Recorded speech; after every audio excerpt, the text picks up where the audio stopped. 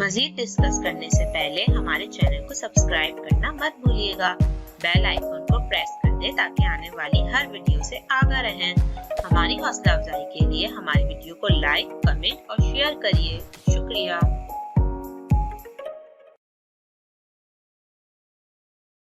एक सवाल था कि एक इम्मी शाह साहब हैं, बेसिकली बहुत ही ज़बरदस्त, उनसे मिलके मुझे बहुत खुशी हुई and I really appreciate all those young boys, for ever young boys, जो कि टाइम को डिफाई कर रहे हैं, रूल्स ऑफ टाइम को डिफाई कर रहे हैं। और यही चीज़ मैं अपनी जो फीमेल व्यूअर्स हैं या ग्रुप मेंबर्स हैं उनसे एक्सपेक्ट करूंगा कि जो सोसाइटी बेस हमारे के ऊपर एक डेफिनेशंस है चीज़ों की कि जी 25 साल ऐसी होगी, 30 साल ऐसी होगी और 80 साल ऐसी होगी, उसको आप लोगों ने डिफाई करना है, ख़त्म करना है अपने मेंटली तौर पे भी।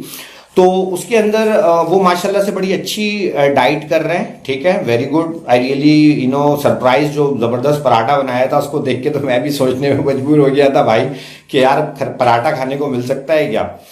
तो बक्या ये कि वो बंदा रिप होना चाह रहा है, ठीक है, लेकिन मैं उसमें सिर्फ ये कहूँगा कि देखें अभी बहुत सारी चीज़ें एक मिक्स प्लेट बनी हुई है, रमज़ान भी चल रहे हैं, वेट लॉस भी करना है, कीटो डाइट भी करनी है, कोई प्रॉब्लम भी ना हो जाए। मकसद कहने का ये है कि देयर आर 100 ऑफ थिंग्स। तो मैं आपको रेकमेंड नहीं करूंगा इस वक्त, लेकिन मैं सिर्फ एक आइडिया डिस्कस कर लूंगा। हजारों आइडिया हैं, उनमें से एक आइडिया ये भी है, आप उसको खुद भी थोड़ा सा एक्सप्लोर कीजिएगा।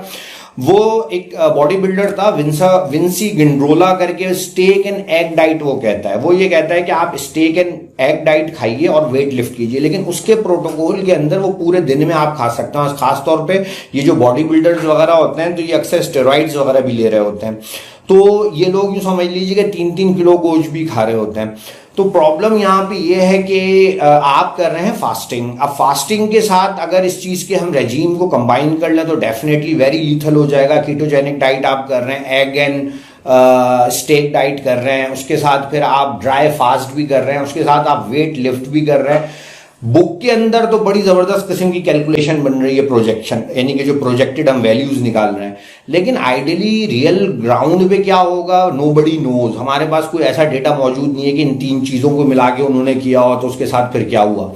तो मैं ये रेकमेंड करूंगा कि अभी आप जो कर रहे हैं बिल्कुल ठीक कर रहे हैं, बल्कि आपको ये चाहिए कि अपनी गुड कैलोरीज को इंक्रीज करें, ठीक है, और थोड़ा सा चीज़ों को समझें, लर्न करें। अगर आप चीज़ों को जानते होंगे तो आप हमेशा अपनी कश्ती को निकाल लेंगे। अगर आप चीज़ों को नहीं जानते होंगे तो एक जगह आएगा जहाँ पे जाके आप ठुस हो जाएंगे, क्योंकि आपके पीर ने आपका साथ छोड़ दिया। तो अब यहाँ पे खेल ये है कि पीर जो है वो खुद आप पीर बन जाएं, अपने पीर बन जाएं, अपने रहबर बन जाएं। तो उसके लिए थोड़ा सा पढ़ना पड़ेगा, चीज़ों को समझना पड़ेगा। तो टेक्निकली तौर पे मैं ही रेकमेंड करूंगा कि जो इस हम चैनल के ऊपर चीज़ें प्रमोट कर रहे हैं उसकी आइडियोलॉजी और उस थीम को समझें, अपनी बॉडी को समझें और एक अच्छी ज़िंदगी गुजारें और इवेंचुअली दूसरों को भी अच्छाई की तरगीब करें, चीज़ों को प्रमोट करें। जब हम बोलते हैं, कहते हैं, बुलाते हैं तो हमारी ज़िंदगी में भी वो खुद चीज़ें आती हैं। और वज़न का कोई ऐसा मसला नहीं है, वज़न जो है वो खैर व आफियत के साथ जाए, कोई हार्ट की प्रॉब्लम ना हो।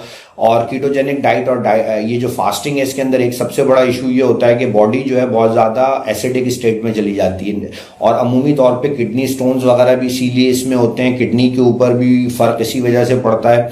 और टेक्निकली तौर पे अपनी बॉडी को एसिडिक होने से बचाना है, ठीक है। फिर डिहाइड्रेशन वगैरह भी हो जाती है। मतलब देयर आर 100 ऑफ थिंग्स जो कि आपको ख्याल करनी है। उसका सबसे मुनासिब तरीका ये है कि भाई एक हेल्दी डाइट लें, पेट भर के खाना खाएं, वज़न ऑटोमेटिकली आपका कैलिबर कैलकुलेट हो जाएगा, वो बॉडी खुद टेक केयर कर लेगी, ठीक है। तो मेरा ये रिकमेंडेशन है। बकिया चीज़ें आपकी सही हैं। अगर आपको भूख नहीं लग रही, जो चीज़ें आप खा रहे हैं वेरी गुड, और वैरायटी रखें, अपनी गट हेल्थ का ख्याल रखें, प्रोबायोटिक्स वगैरह लें, प्रोटीन लें, सप्लीमेंट्स वगैरह को कुछ थोड़ा देख सकते हैं आप, ग्लूटामाइन देख सकते हैं, क्रिएटिन देख सकते हैं, और उसके अलावा ZMA देख सकते हैं। लेकिन पॉइंट ये है कि ये जितने सारे सप्लीमेंट्स होते हैं उसको खाना इटसेल्फ, आई डोंट नो, मैंने बड़ी कोशिश करी और बड़े ज़माने खाया भी है, लेकिन मुझे ऐसा लगता है कि ये बहुत ज़्यादा मुश्किल टास्क है। एक प्रॉपर खाने से, प्रॉपर खाना ज़्यादा बेहतर है, साफ़ सुथरा खाना एज कम्पेयर टू 10-10 सप्लीमेंट्स लेना, ठीक है ना। तो कोशिश करें जितनी चीज़ें ग्लूटामाइन, क्रिएटिन या ZMA वगैरह ये आपकी डाइट से आएँ, और वो डाइट जो एक बैलेंस डाइट हो जिसके अंदर प्रोटीन हो, फैट्स हों, वेजिटेबल्स हों, फ्रूट्स हों, तो वो एक ज़्यादा बेहतर, और साथ में आप इंटरमिटेंट फास्टिंग तो ऑलरेडी कर ही रहे हैं, वो भी ड्राई फास्ट कर रहे हैं। और स्पेशली जब हम फास्टिंग को इस पिक्चर के अंदर लेकर आते हैं तो केमिस्ट्री इंटायरली चेंज हो जाती है आपकी बॉडी की। आपकी बॉडी इंसुलिन वो बहुत ज़्यादा डिप करती है, और डिप करने के बाद जब आप उसको रेज भी करते हैं तो वो फिर टेक्निकली तौर पे एक ही दफ़ा रेज होती है और ज़्यादातर टाइम वो फिर नीचे की तरफ स्लाइड होने लग जाती है।